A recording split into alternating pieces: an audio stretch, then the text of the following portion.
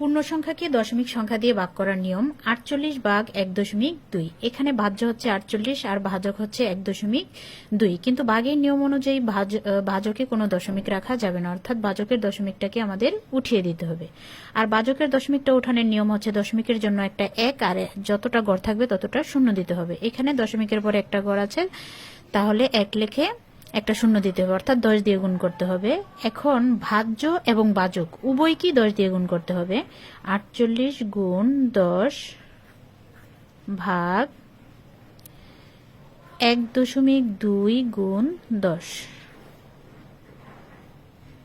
48 দিয়ে 10 গুণ করলে হবে 480 ভাগ 1.2 কে 10 দিয়ে গুণ করলে দশমিকটা এক গড় ডানে সরে আসবে, তাহলে হবে 12। এখন 12 দিয়ে 480 ভাগ করব। 12 দিয়ে প্রথম 48 ভাগ করব, 4 12 48। এই শূন্যটা ভাগফলে বসিয়ে দেব, তাহলে রেজাল্ট হচ্ছে 40।